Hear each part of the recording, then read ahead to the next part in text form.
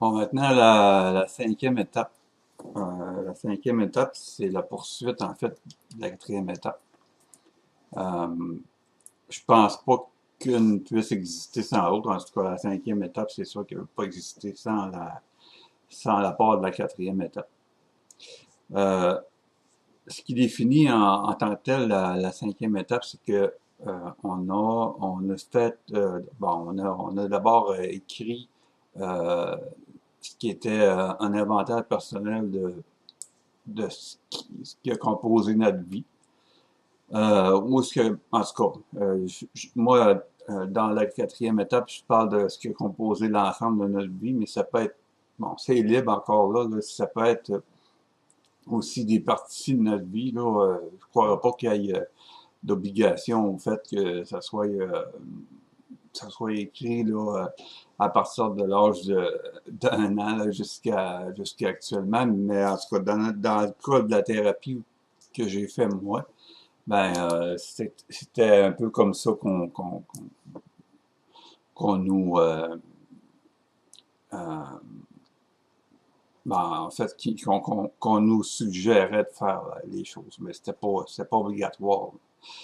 Euh, souvent c'est la quatrième étape, moi je la vois comme une forme d'expression de soi qui puisse être libératrice parce que on sait que par après la cinquième étape, on va devoir dire ce qu'on a écrit dans un but de s'en libérer, dans un but aussi de trouver aussi des réponses à certaines questions. Euh, Pas des réponses que pour avoir des réponses, mais euh, des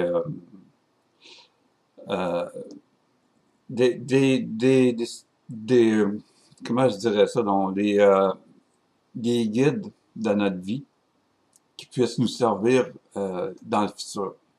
Parce que ce n'est pas que tristesse à révéler. Il y a beaucoup de choses qui sont positives, qui sont en nous, mais on les comprend peut-être mal ou on les utilise mal. Puis en étant avec une personne qui a quand même fait, là, ben, ça prend, oui, j'ai oublié de le mentionner, ça prend, c'est pas n'importe qui peut faire la cinquième étape. Ça prend une personne qui a déjà une bonne, en tout cas, je dirais une bonne 12e étape de fait, ou en tout cas, une personne qui connaît très bien là, ce que c'est de faire la quatrième puis la cinquième étape.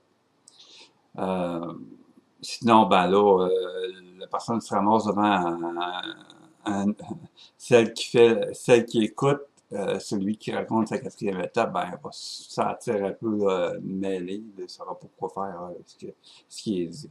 Mais en tout cas, ce que je voulais en venant à dire à ce qui peut être positif, ce qui peut être exprimé, puis qu'on reprend mal, ben à ce moment-là, il y a possibilité d'une réflexion qui soit faite par soi-même, puis qui soit faite aussi avec le concours de la personne avec qui on est, selon ce que lui perçoit. Puis le tout se fait, c'est presque, en tout cas, je dirais, ben, de façon imagée, là, c'est presque magique ce qui se fait en cinquième étape parce que on est il reste qu'on est deux personnes d'égal à égal. Là. On n'est pas la personne qui nous accompagne n'est pas supérieure ni inférieure à nous. Là. Elle est au même niveau que nous, mais elle dispose d'un bagage d'expérience qui souvent ça ressemble au nôtre. Souvent. Euh, En tout cas, là-dessus, c'est une question là, que je pourrais pas répondre, là, mais on dit que dans la vie, il y a pas d'hasard, il n'y a que des coïncidences. Donc, en ce qui a trait à la personne qui est choisie pour la cinquième étape, souvent c'est bien de se laisser guider par les coïncidences, par notre intuition. Idéalement, c'est une personne qui est pas avec laquelle on n'a pas de relation euh, amicale ou de relation familiale. De façon à ce que, parce que ces personnes, c'est pas parce que c'est des mauvaises personnes, mais c'est parce que ce qui peut arriver, c'est que si ils ont vécu la même chose que nous, la même expérience que nous, Puis là, je parle vraiment là, d'être dans le même milieu, au même endroit, au même moment, puis que bon, on était ensemble, puis on avait vécu telle chose, ben la personne va dire elle comment qu'elle l'a vécu, euh, la situation en tant que telle. Bon, on va parler maintenant d'une fête d'un ami qui s'appelle, je sais pas moi, Mario. Bon, on a ce même ami qui s'appelle Mario, puis on a participé à cette fête-là, puis il est arrivé tel événement qui m'a, moi, blessé, puis qui a été interprété différemment par la personne pour laquelle, à qui je raconte ma quatrième étape. Ben, ça peut biaiser les choses.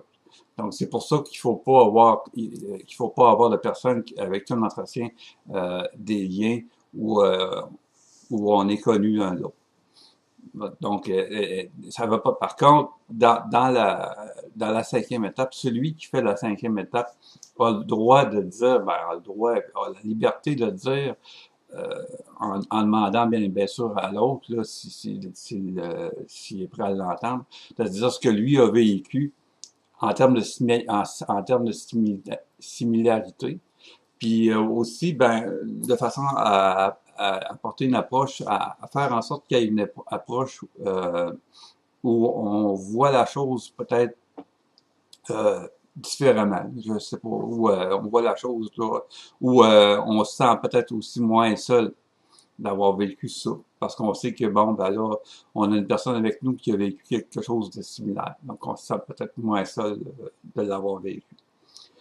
Euh, La cinquième étape, ben, c'est ça, c'est de libérer. Moi, je me rappelle que je l'ai fait avec pour rentrer dans des faits plus clairs, je peux dire. C'est difficile à expliquer ces choses-là. Ben, en tout cas, ces deux étapes-là. Moi, je l'ai fait avec Michel, mon parrain. Ça a duré certainement un bon 2 heures et demie là, à exprimer, ben, de ma part, à exprimer ce que j'avais écrit en 12 pages de ma quatrième étape. Michel intervenait de temps en temps, quand même assez souvent, puis c'était toujours plaisant d'entendre parler de ce que lui avait vécu. Et on se reconnaissait beaucoup dans certaines choses, puis c'était vraiment là un grand moment de bonheur, là, parce que lui aussi, au niveau émotif, ça venait chercher aussi. C'est certain que, comme je le disais, on est d'égal à égal, on est deux personnes qui sont foncièrement humaines, puis on n'a pas un rapport là aidant-aidé, là, c'est un rapport là humain-humain. Donc, Michel avait des choses à raconter lui aussi, puis sans ambitionner sur ce que j'avais à dire, ben, il se permettait de dire certaines choses. Puis moi, ben, à ce moment-là, je me disais, OK, ah, ben, ça c'est intéressant, ou ça, j'ai à réfléchir à ça, ou ben, je suis pas tout seul à l'avoir vécu, cette chose-là. Donc, il y a plusieurs aspects qui sont quand même positifs dans ce que l'autre peut dire par rapport à ce qu'on exprime. Après ça, ben, on prend une fois que tout est terminé, on prend les feuilles. Idéalement, bon, on a un endroit pour un air de feu, un air pour faire un feu. On est à l'extérieur. Dans la mesure du possible aussi, là, si c'est l'hiver, ben, en tout cas, idéalement avoir un endroit où on peut brûler les feuilles de façon sécuritaire.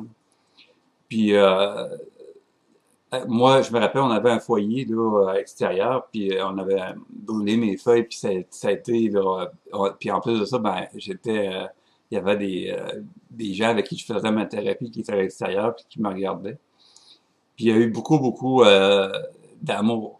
Il y a eu tellement, alors je me suis senti moi, j'avais l'impression de perdre un poids d'au moins 100 livres sur mes épaules. C'était indescriptible comment ça pouvait être.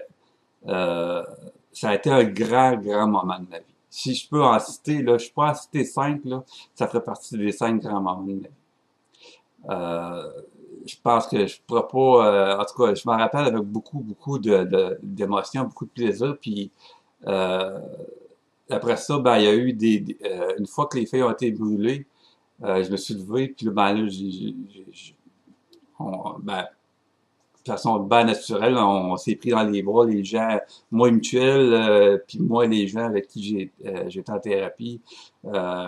il y a eu beaucoup d'amour, là, beaucoup de gestes sensibles, puis qui venaient profondément du cœur de chacune des personnes qui étaient là. Puis j'ai eu de la misère à dormir pour dire là par après parce que je me sentais tellement bien. C'était là, vraiment là, c'était le moment euh, où j'ai senti vraiment être délivré des griffes de l'alcool. Vraiment, là, ça a été le moment crucial dans mon parcours où j'ai senti qu'il y avait quelque chose là d'encore plus fort que tout ce que j'avais vécu pendant les semaines précédentes. Puis moi, en ce cas, je conseille la quatrième puis la cinquième étape à toute personne qui est désireuse de la vivre.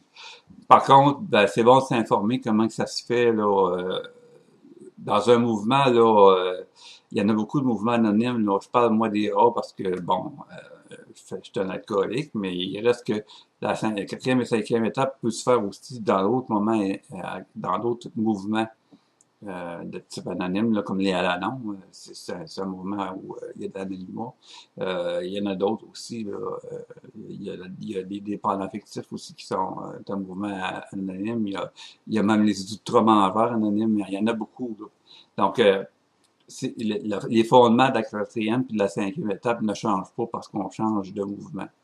Mais ils peuvent changer en essence euh, par la problématique qui est en dessous de ça. Donc, pour moi, ça a été un moment là grandiose dans ma vie. J'ai eu à le vivre deux fois. Puis les deux fois, c'était pareil. Ben, sauf que la première fois, ça a été vraiment très, très fort, là, parce que c'est la première fois que je le vivais. Mais la deuxième fois aussi, ça a été quelque chose. Ça a été vraiment, là, j'ai pas les mots pour le décrire. Il y a des fois, il y a des situations où on n'a pas de mots pour décrire. Puis s'il y en a une où il n'y a pas de mots pour décrire, c'est les résultats qui viennent suite à la cinquième étape. Donc, je conseille à toute personne qui ont craint de la faire. Moi, j'ai eu certaines craintes à la faire parce que je me disais à qui je vais compter ça, puis qu'est-ce que je dois marquer, puis il faut pas que j'oublie rien, puis ainsi de suite. Là, faut pas s'en faire. Faut pas complexifier quelque chose qui est simple. Il faut faire en sorte que ça soit serein, et puis faire en sorte que ça soit aussi libérateur. Ça se fait, ben, je veux dire, faut faire en sorte, c'est pas, ça se fait normalement. Se laisser aller, il faut savoir se laisser aller, tout simplement. C'est la seule exigence, je crois, s'il y a exigence, en tout cas. Fait que ça résume pas mal mon expérience de cinquième étape, puis en même temps, la description de celle-ci. Elle est essentielle, puis elle est centrale. Donc, je vais continuer avec la sixième étape pour la suite des choses.